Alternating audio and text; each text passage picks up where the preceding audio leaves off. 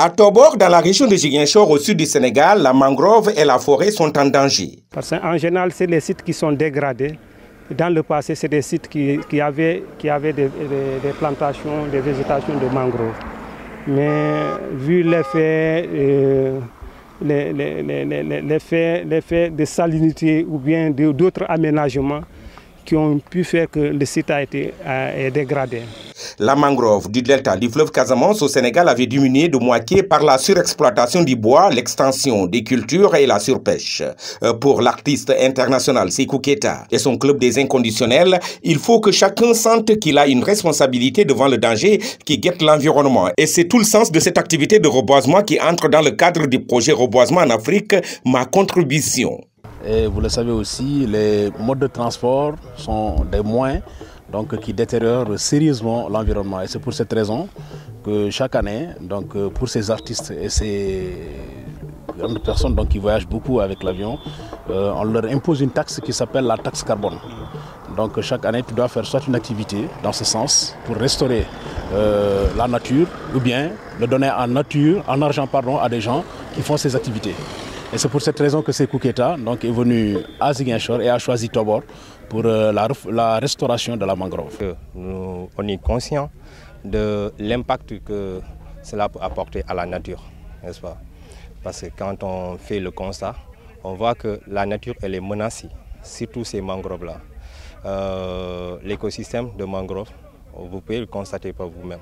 Il est complètement menacé par les actions, soit par les actions humaines, soit par la nature.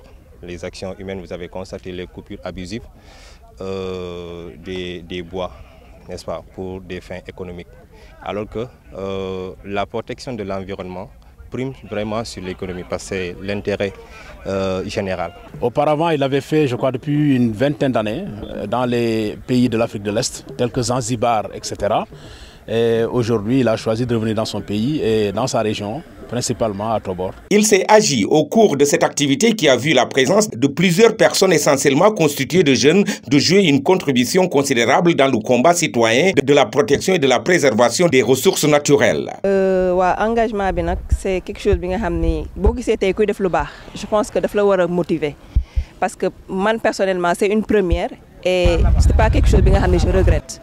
Parce que mangrove déjà c'est devenu protégé, a une importance sur nos vies. Donc je pense que nous devons motiver. Moi personnellement, je vais plus motiver des gens. Ils vont venir pour participer à cet événement. Ce qui m'a le plus motivé, c'est évidemment la nature, parce que c'est important pour moi et pour tout le monde. C'est ce qui nous aide à vivre et c'est ce qui était là avant nous et ce qui sera là après nous. Et évidemment, c'est un honneur pour moi d'être ici.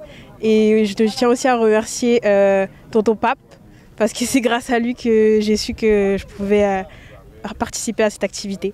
La mangrove est un écosystème très riche qui tend toutefois à se réduire. À Tobor, comme dans toute la région de Ziguinchor, plus de 35% de sa superficie a disparu entre 1980 et 2023, ce qui n'est pas sans conséquence sur les populations locales qui sont les premières à en subir les conséquences.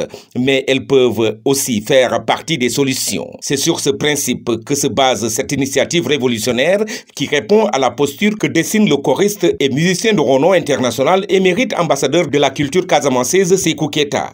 L'objet de cette activité est mon implication totale dans la lutte contre la détérioration de l'environnement. De nos jours, la recomposition de la nature est le seul moyen de lutter contre ce fléau. Et c'est pourquoi depuis 21 ans, la Fondation Sékou Keita s'évertue à reboiser en Afrique. Depuis quelques années, les pays de l'Afrique de l'Est avaient été choisis et à partir de cette année, nous avons décidé de nous retourner vers l'Afrique de l'Ouest et particulièrement le Sénégal. Et Tobor a été choisi pour la restauration de la mangrove. Cette activité, comme celle précédente, rentre dans le cadre de la taxe carbone, un impôt appliqué aux activités dont la réalisation peut entraîner le réchauffement climatique. Parmi ces activités, le transport de manière générale. C'est une opportunité pour renouveler la nature, mais aussi une fierté pour montrer qu'il faut s'en occuper et que c'est urgent et que c'est nécessaire pour notre santé. Cette initiative a vu la participation des responsables de l'aire marine protégée de Niamone Kalounaï qui ont participé en amont au choix du site. Ça a été fait avant, quand l'artiste nous a contactés, il y avait une équipe qui est venue sur le terrain pour voir. D'abord, en premier temps, il regarde le sol, essaie de regarder tout autour, est-ce qu'il y a quand même des plantations de rhizophora qui sont là-bas. Donc, vous dites qu'a priori, vous dites que le site est quand même apte. Au sud du Sénégal, la zone est peuplée en majorité d'agriculteurs qui s'activent dans la culture du riz. Aujourd'hui, cette zone qui fut le grenier du Sénégal est en train de perdre la valeur de cette nomination due à la dégradation des forêts de mangroves entraînant l'avancée de la salinité dans les champs rizicoles. Si vous regardez du côté de la population, elle mène beaucoup d'activités au niveau de cette mangrove. Il y a des récolteurs d'huîtres, les femmes qui font l'ostréiculture, qui récoltent des huîtres au niveau de cette mangrove. S'il n'y a pas de cette mangrove, il n'y a pas d'huîtres pratiquement. Donc c'est important également du côté des populations de reboiser la mangrove pour pouvoir mener les activités de récolte d'huîtres. Voilà, on salue vraiment cette initiative parce que ça permet également de revivre également ce milieu également. Vous savez, tout à l'heure, quand j'allais vers le véhicule, juste là on a démarré, il y avait un banc d'oiseaux, parce que les oiseaux, vous regardez, vous suivez très bien, les oiseaux fréquentent également ces milieux. Le milieu de reproduction des petits poissons, les poissons, les grands poissons également, les petits poissons, ils sont là-bas, ils se camouflent là-bas. C'est un milieu également de protection de ces petits poissons, un milieu également d'agrandissement de ces poissons, de refuge également et de nurserie. Donc c'est vraiment très important pour Sékou Keita et son fans club comptent démarrer par l'action-réaction à travers cette activité avant d'intensifier le combat de la sensibilisation sur l'importance de l'écosystème mangrove. Dans ce cadre, d'abord on a fait des recherches, on n'est pas parti juste comme ça, on a fait des recherches. Il y a une équipe qui est sur place et mon équipe qui est le fans club, ils se sont déplacés pour voir comment travailler ensemble. Là c'est un partenariat, c'est tout un début, je ne peux pas aller loin là-dessus, mais bon.